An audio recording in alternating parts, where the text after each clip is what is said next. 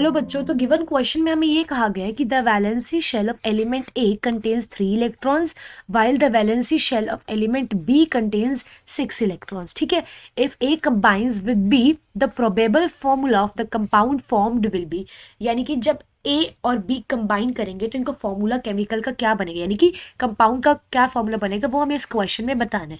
तो सबसे पहले तो हम बात करते हैं इस क्वेश्चन में की कॉन्सेप्ट के बारे में, और इस क्वेश्चन में हमारा की कॉन्सेप्ट हो जाएगा वैलेंसी शेल या फिर कह सकते हैं वैलेंस शेल। अभी वैलेंस शेल क्या होता है? सपोज कोई भी केमिकल एटम हमारे पास प्रेजेंट है, उसके बीच में क्या होएगा? न्यूक्लियस, डेंस न्यूक्लियस, और उसके आसपास क्या होंगे? शेल्स। ठीक है, सपोज ये एटम हो गया ए, अब यहाँ पे एक और एटम ले लेते हैं हम, ये एटम हो गया हमारा बी। तो जो आउटर मोस्ट शेल होता है ना किसी केमिकल एटम में, उसको कहते हैं वैलेंस शेल या आउटर मोस्ट शेल। तो ए के केस में ये हो जाएगा हमारा वैलेंस शेल नंबर 2 वाला, और नंबर 3 वाला हो जाएगा वैलेंस शेल बी के केस में। अब सपोज ए के आउटर मोस्ट शेल में 1 इलेक्ट्रॉन है और बी के आउटर मोस्ट शेल में 2 इलेक्ट्रॉन्स है। एक एग्जाम्पल, एक हाइपोथेटिकल सिचुएशन ले रहे हैं हम। ठीक है, तो यहाँ पे वैलेंस इलेक्ट्रॉन्स कितने होंगे? ए में हो जाएगा 1, बी में हो जाएगा 2, यानी कि वो इलेक्ट्रॉन्स जो आउटर मोस्ट शेल में प्रेजेंट होते हैं उसको कहते हैं वैलेंस इलेक्ट्रॉन्स। ठीक है, अब वैलेंसी की बात करते हैं। जब भी कोई केमिकल एलिमेंट्स गिवन है हमें और उनके बीच में हमें क्या बनाना है? केमिकल कंपाउंड बनाना है। सपोज एक्स है, यहाँ पे वाई है, ये 2 केमिकल एलिमेंट्स हैं।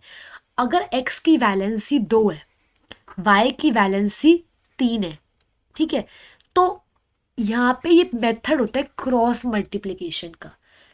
जैसे x की वैलेंसी है 2, y की 3 है, तो क्रॉस मल्टीप्लाई करते हैं जब हम कंपाउंड बनाते हैं। तो जो केमिकल फॉर्मूला होएगा ना उस कंपाउंड का, वो इस तरीके से हो जाएगा x3y2, इस तरीके से होता है।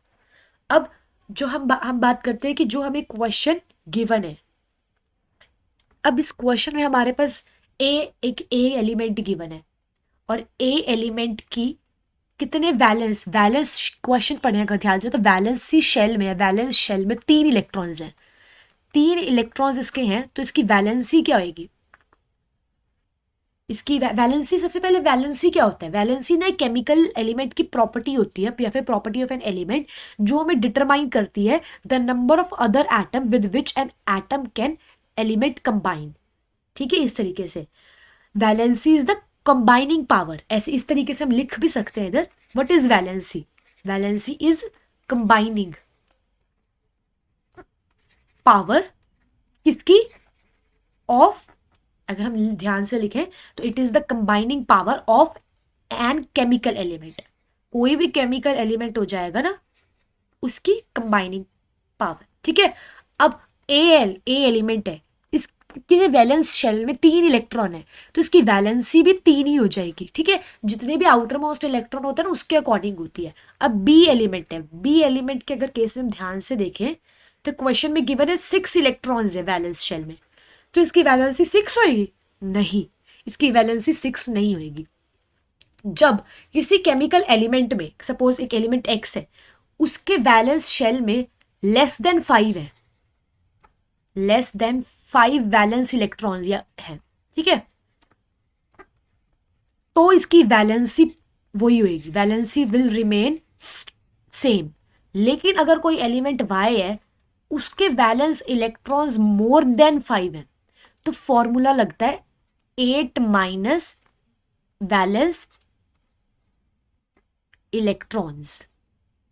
ठीक है, अगर x कोई एलिमेंट है, उसके जो वैलेंस इलेक्ट्रॉन्स है वो 5 से कम है, तो उसकी वैलेंसी वही रहेंगे जितने नंबर ऑफ इलेक्ट्रॉन्स प्रेजेंट है। लेकिन अगर 5 से ज्यादा है आउटर मोस्ट शेल में इलेक्ट्रॉन्स, तो 8 में से हम माइनस कर देते होते हैं वो जो इलेक्ट्रॉन्स प्रेजेंट है। इस तरीके से होता है ताकि हमें लेस देन 5 में ही हमारा आंसर मिले, और लेस देन 5 में लेके चलते हैं हम इधर। मोर देन 5 होता है तो 8 में से वैलेंस इलेक्ट्रॉन्स को हटा देते हैं, तभी हमें वैलेंसी मिलती है। तो यहाँ पे 6 इलेक्ट्रॉन्स है बी के केस में, तो वैलेंसी निकालने के लिए ऑब्वियस सी बात है हम 8 में से 6 माइनस करेंगे, तो हमारा इधर वैलेंसी कितनी आ जाएगी? बी की 2। अब हम अगर ध्यान से इधर बनाएं, ए की वैलेंसी थी हमारी 3, बी की वैलेंसी थी 2। अब हम इधर का केमिकल फॉर्मूला देखेंगे, जब एक कंपाउंड बनेगा तो क्रॉस मल्टीप्लिकेशन मेथड होएगा इधर, और हमारा केमिकल फॉर्मूला आएगा A2B3। और अगर हम ऑप्शन मैच करें अब इधर तो करेक्ट ऑप्शन हो जाएगा ऑप्शन सी, A2 B3। इस तरीके से होता है ये क्वेश्चन। सो इसका फाइनल आंसर अगर हम लिखें तो वो हो जाएगा ऑप्शन सी। ये है हमारा final answer. So now I hope you all understood this question. All the best.